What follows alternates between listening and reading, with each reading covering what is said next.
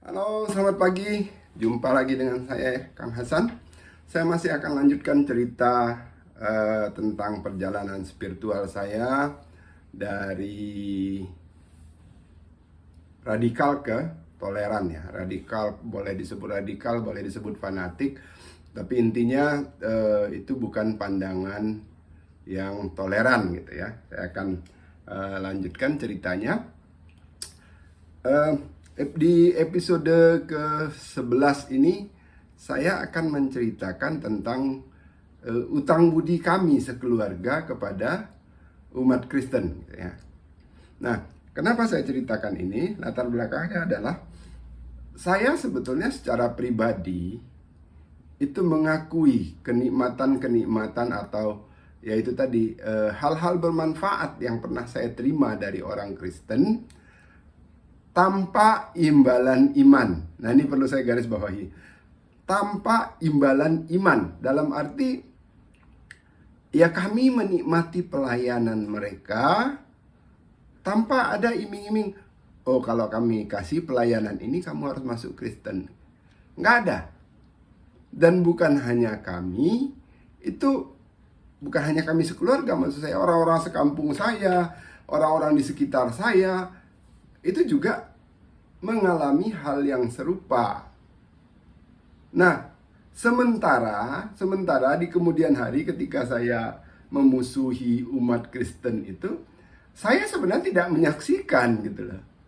Saya nggak menyaksikan langsung bahwa ada keluarga ini dikristenkan, bahwa ada kampung ini dikristenkan. Saya cuma dengar dari orang dan saya percaya. Nah, itu kesalahan berpikir saya dulu.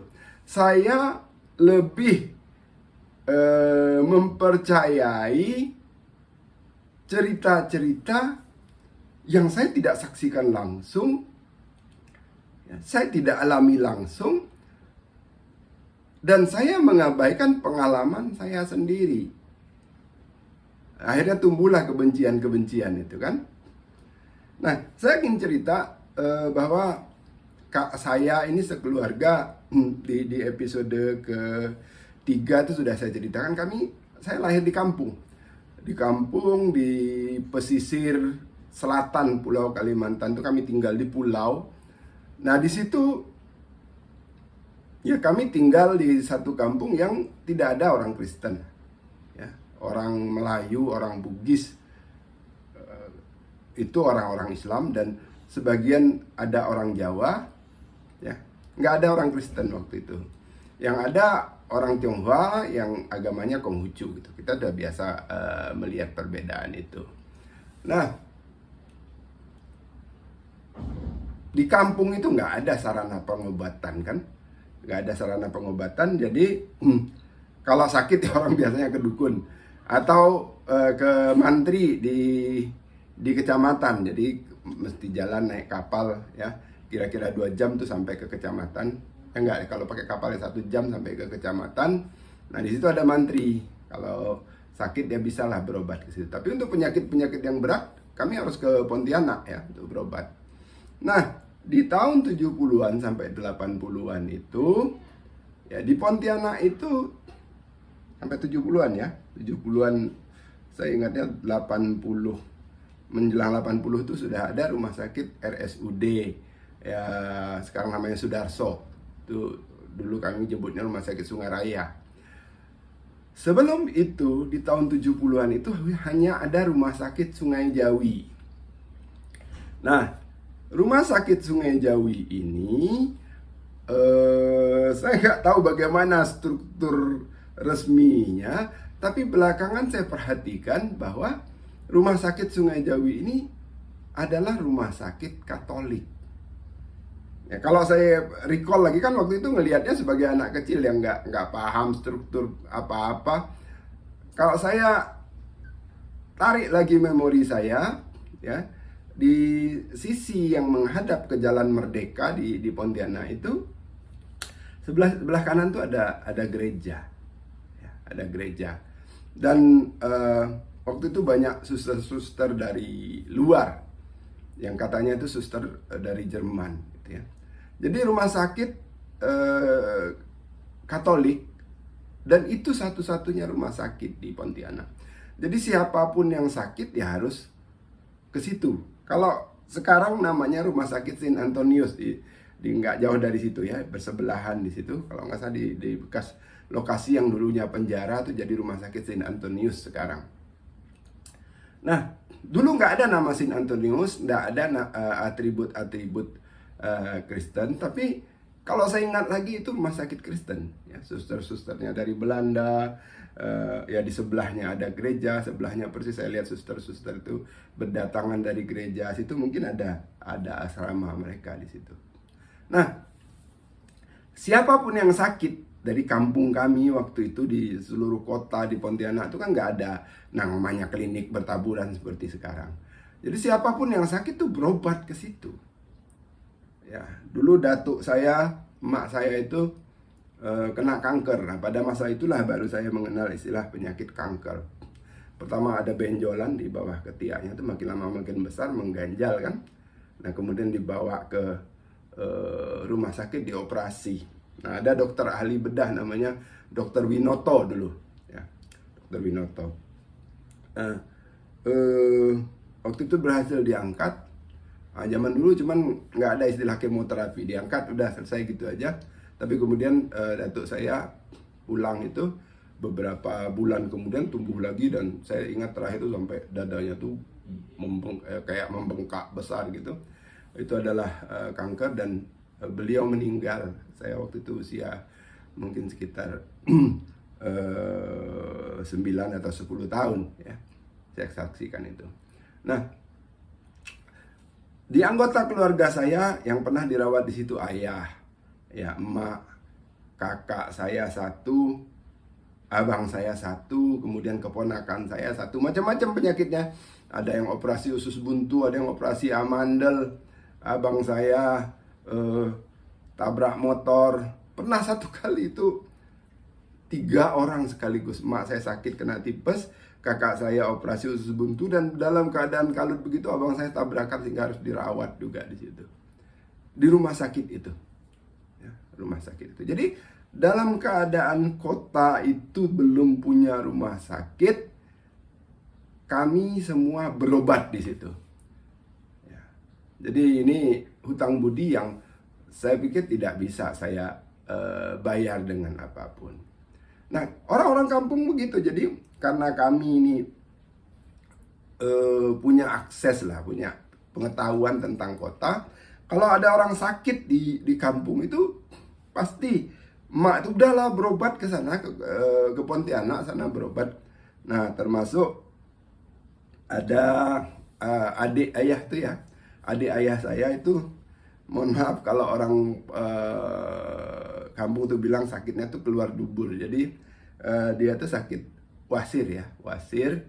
Nah, jadi seumur hidup itu sakit, seumur hidup itu data terkenal bahwa di kampung itu orang ini punya penyakit ini. Nah, itu ketika kami sudah mulai mengenal rumah sakit di tahun 70-an itu dibawa lah. Nggak ada duit, tidak ada masalah. Cukup dengan surat miskin, surat keterangan bahwa orang ini miskin dari lurah, berobat tuh gratis. Zaman dulu nggak ada BPJS, tapi berobat tuh gratis. Dan yang paling penting tadi, tidak pernah ada cerita misalnya orang tuh datang kemudian doain kami supaya masuk Kristen atau menceramahi kami soal agama Kristen, tuh nggak ada, nggak ada. Jadi ya sampai sekarang tidak ada satupun anggota keluarga saya yang pindah agama ke agama Kristen. Tidak ada satupun yang menceritakan pengalaman, oh dulu kami itu dirayu-rayu untuk masuk Kristen. Itu nggak ada. Ya, itu pengalaman saya. Nah, ada satu lagi cerita. Saya punya sepupu. Sepupu ini anak dari adik perempuan ayah. Jadi adik ayah itu punya adik perempuan, punya anak, banyak anaknya. Adik perempuan ayah itu meninggal di usia yang masih relatif muda, sehingga anaknya masih kecil-kecil. Nah, salah satu anaknya ini tadinya 2 diambil sama ayah, namanya Majid sama Wahab kan. Nah, Wahab ini nggak tahan kalau disuruh disiplin. Ya, di rumah kami itu kan harus belajar ngaji, harus bantu kerja di rumah segala macam. Dia nggak tahan, dia pergi. Nah, tinggallah si Majid ini. Majid ini udah agak berumur waktu itu, maksudnya tuh udah cukup besar, dia diikutkan sekolah bareng sama abang saya. Secara umur sebenarnya dia jauh lebih tua dari abang saya. Nah, Majid ini sekolah sampai SD, tamat gitu ya, tamat. Kemudian anaknya ya pembawaannya bagus lah, pembawaannya bagus. Pokoknya ingin sekolah, motivasinya tinggi, pengen gimana caranya ada orang bantuin dia gitu. Nah, pada waktu SMP itu entah dapat dari mana dia kenalan, itu pergi ke Rasau Jaya, numpang di rumah kepala sekolah. Itu dia dapatlah sekolah gratis. Sekolah negeri kan memang sudah masih bayar sih ya, waktu itu nggak gratis, tapi dia tuh bisa lah ada yang bayarin dan ada yang kasih makan gitu. Nah, di Rasau Jaya itu desa transmigrasi, agak berapa kilo dari Pontianak. Nah, kemudian ketika SMA dia nekat. Ayah saya bilang, kamu kalau mau sekolah, rumah kami ada. Nah, tinggallah di situ. Perkara makan, perkara minum kamu, ya seada-adanya kita bareng-bareng di rumah gitu. Ya, apa yang ada di rumah kamu makanlah. Tapi kalau untuk membiayai sekolah kamu, saya tidak sanggup, kata ya. Anak saya masih banyak, kami waktu itu masih bertiga yang harus sekolah. Nah, Majid ini kemudian, itu jadi sudah nggak tahu gimana dia dapatkan kontak. Itu akhirnya ketemu orang yang namanya Pak Jimmy. Pak Jimmy ini kepala sekolah SMA Santo Petrus di Pontianak. Nah, ini SMA elit ya. SMA elit artinya banyak orang kaya sekolah di situ. Tidak hanya orang-orang Kristen. Kalau di Pontianak itu kan banyak orang Tionghoa yang bukan Kristen pun banyak sekolah di situ, dan termasuk orang-orang pribumi, orang-orang Melayu, orang-orang Jawa yang Muslim menyekolahkan anaknya di situ. Loh, kok masuk situ? Ya, terkenal lah di Pontianak itu sebuah sekolah swasta yang bagus, itu sekolah Kristen pada zaman itu. Kalau sekarang Muhammadiyah segala macam itu udah punya sekolah bagus, zaman itu belum. Nah, masuk di situ oleh Pak Jimmy itu apa? Udah, kamu sekolah gratis aja. Padahal zaman itu saja saya ingat SPP itu 7.500 rupiah. Ya, 7.500. SPP saya SMA itu cuma 2.000. Jadi ini sekolah mahal. Sekolah mahal. Masuk Majid ini gratis. Dan lagi-lagi tidak pernah selama sekolah itu ditawari untuk masuk Kristen, ya. Dan dia sebagai siswa di situ, tapi kalau pas hari Jumat gitu ya, nggak sekolah, azan di masjid, jadi muadzin. Kebetulan suaranya bagus. Jadi ya ini pengalaman saya nggak banyak gitu ya, pengalaman saya yang menunjukkan bahwa bantuan orang Kristen itu nggak serta-merta diiringi dengan tawaran untuk masuk Kristen sebagaimana digembar-gemborkan orang ketika saya di Jogja. Cuman waktu itu, ya itu tadi, kesadaran saya itu tidak tumbuh untuk membandingkan cerita orang itu tadi dengan pengalaman saya. Jadi cenderungnya, oh iya, orang Kristen tuh kayak gini. Ya, dengan ceramah-ceramah itu, jadi tidak lagi berpikir untuk membandingkan, untuk melakukan konfirmasi. Lebih cenderung percaya bahwa setiap tindak tanduk orang Kristen itu ya ingin melakukan kristenisasi. Apakah semua cerita kristenisasi itu salah? Saya nggak mengklaim begitu.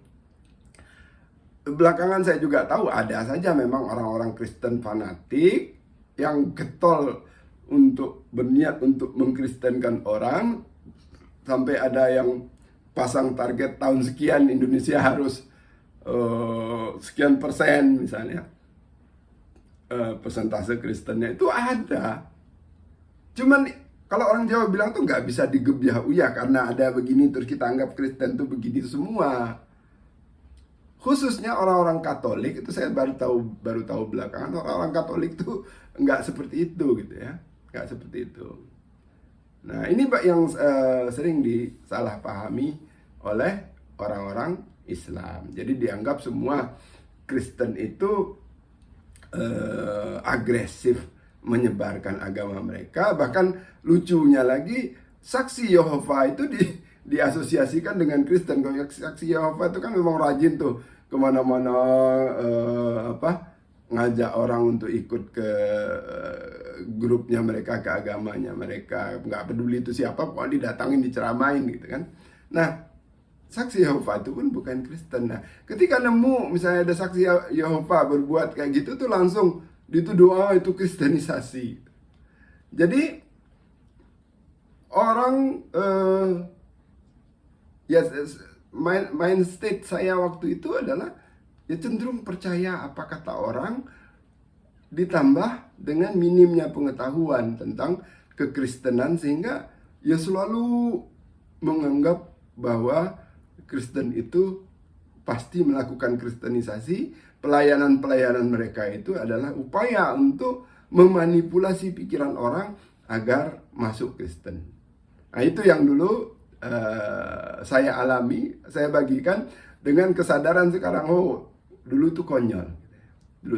Jadi saya sebenarnya sangat berutang budi kepada orang-orang Kristen yang memberikan pelayanan demikian tulus buat kami sekeluarga, ya, yang sakit jadi sembuh, ya, yang nggak sekolah tadi bisa sekolah dan sebagainya. Begitu cerita saya, mudah-mudahan bermanfaat untuk menjadi bahan renungan. Sekali lagi, yang penting apa? Akhirnya kesadaran kita untuk melihat mana yang fakta, mana yang doktrin, dan kita bandingkan fakta dengan doktrin itu, mana yang benar. Kalau kita jujur, kita akan memilih yang benar. Nah, persoalannya seringkali kita tidak jujur dalam berpikir. Begitu, terima kasih sudah mendengarkan, mudah-mudahan bermanfaat. Tunggu cerita saya, lanjutan cerita saya di episode berikutnya.